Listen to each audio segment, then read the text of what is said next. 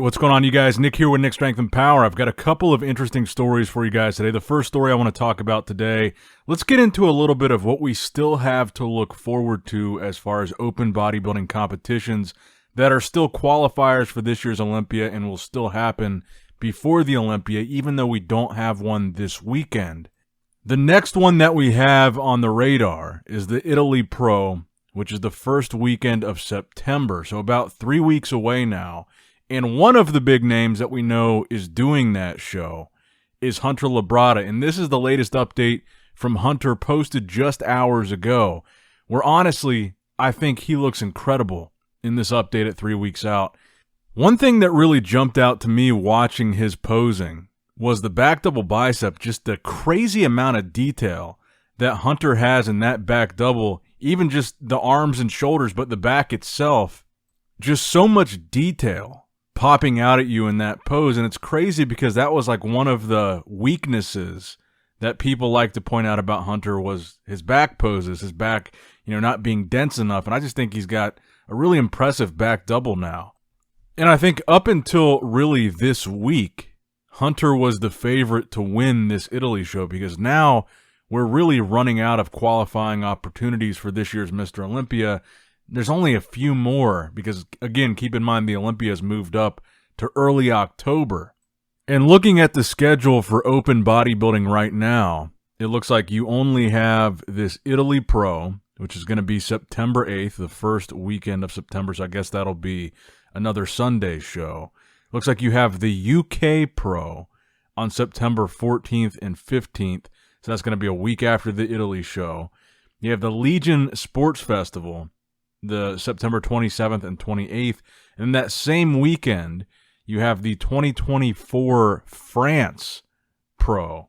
And then a couple weeks after that is the Olympia. So it looks like 4 more qualifying opportunities: France, Italy, UK, and then Legion in Las Vegas. And then it looks like that Daytona show is Masters only. So at most, you'll only see 4 more names added to the current qualified Olympia competitors list that we just talked about in the last video.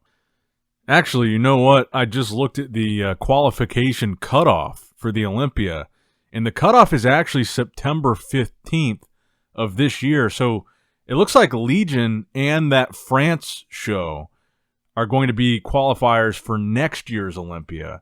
So that's interesting. That changes it a little bit. So really there's only 2 shows left. Oh, wow, that's interesting. So really, yeah, only 2 shows left. Italy and UK would fall before that window. And I guess that's if the UK show is on the 14th and not the 15th. Well, I'm assuming both of them fall within that qualification window. But France and Legion, looks like those are going to be for next year's Mr. Olympia. So I wanted to add that in here, that the qualification deadline is September 15th. So any shows after September, even if they're before the Olympia, after September 15th, they will not be a qualifier for this year, which is interesting. Okay. So just apply that caveat when I talk about Brett Wilkin at the end of this video, because he's doing Legion. So it's not going to be for this year's Mr. Olympia. If he does win that show, he would be qualifying for next year, which is interesting because that's what he did in 2022 with the Big Man Weekend show, qualifying for the following year's Olympia 2023 by winning that show. And I also do want to point out that it doesn't just end with the Olympia. So like I said, you've got France and Legion. Those are qualifiers. Even though they're before the Olympia, they're qualifiers for next year. You've also got the Romania Muscle Fest after the Olympia, but still this year. The Ben Weider Natural Pro Show after the Olympia, but still this year. The Prague Pro after the Olympia, but still this year. And the Big Man Weekend looks like the final show of the year on December 1st in Alicante, Spain. So, yes, the Olympia is coming up quickly, but we still got a lot of shows before the year is over. So that list really isn't going to change a whole lot between now and the Olympia. Hunter Labrada is really one of the last remaining high-placing Olympia competitors that hasn't qualified yet. And this is supposed to be his big qualifying opportunity. But there's a wild card here. It looks like Rubiel Mascara Neckzilla is doing the Italy show and going to maybe have a last-minute opportunity to try to still qualify for this year's Mr. Olympia, which ironically, when he competed in Dubai, a lot of people were saying he looks like he's a month out. Well, he's got another month to diet from Dubai. And on the plus side, which seems to be something advantageous for him, is that he's going to be working with the coach that he wanted to work with in the first place, Fran Espen, who he was originally going to finish that Dubai prep with. But remember, he had the video saying his sponsors made him work with the team over there in Dubai and not the coach that he wanted to work with and the coach that he had been working with, which is Fran Espen. And it looks like they have linked back up, him and Fran, to prep for this Italy show. Now, there were 2 videos on YouTube in Spanish that kind of confirm this, or at least directly confirm this. Angel Calderon, the 212 guy that sometimes competes in Open, also works with Fran Espen. In this particular video, Angel says at 6 minutes and 30 seconds, he tells a fan that Rubiel is 5 weeks out from the Italy show.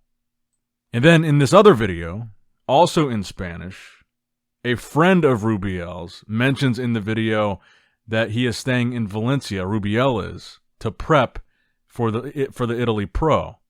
And then if you look on Fran's Instagram page, Fran Espen, who apparently is back to coaching Rubiel, there's a bunch of videos of him and Rubiel training. There's videos of Rubiel posing. There's videos of Rubiel and Angel Calderon, like recent videos from this week on his page, suggesting that he's back to prepping him for this Italy show. Now, I know I've been pretty tough on Rubiel up until this point, but I genuinely don't dislike him. I really want to see him do well. And I mean, what an entertaining outcome this would be if he actually does come in really good shape with really good conditioning. And imagine he manages to beat Hunter Labrada, a guy that's almost always amongst that first call-out group at the Olympia, if not maybe second call-out, but he's one of the top Olympia guys every time he's there. That would be a massive turnaround for Rubiel as far as momentum goes. A lot of people have been saying, especially after Dubai, that the hype train has kind of gone off the rails a little bit. It's kind of slowed down, maybe even came to a stop after that showing in Dubai. But if he were able to come back and actually be in shape and beat somebody like Hunter Labrada to earn his Olympia qualification, now that would get people back on board. Now, frankly, do I think that's going to happen? No. I don't think he'll beat Hunter Labrada at that Italy show. But do I think he could still come in much better shape than Dubai, look a lot better, have some redemption still without beating Hunter? Yes, I think he could do that. But I just really don't see him beating Hunter at this show unless he's just got immaculate conditioning. Because as big as he is, Hunter Labrada is a very complete and now seasoned bodybuilder. And I think even though Hunter might not have the most aesthetic or prettiest physique, I would argue that it's much more aesthetic and prettier than Rubiel's, and he will arguably, probably easily, come in better condition than Rubiel as well, with, like I said, a really complete, well-filled out, very muscular, conditioned, seasoned physique. I think it would be extremely impressive if Rubiel was able to beat him, but I also think it's going to be extremely unlikely that that will happen. And I don't know who else could jump in this lineup. I mean, like I said, the Olympia qualified competitors list kind of is what it is at this point. And if we pull it up here, I mean, honestly, I don't really see anybody on this list, or I don't see anybody missing from this list, rather, that's like a top Olympian that would beat Hunter Labrada or even really beat Rubiel.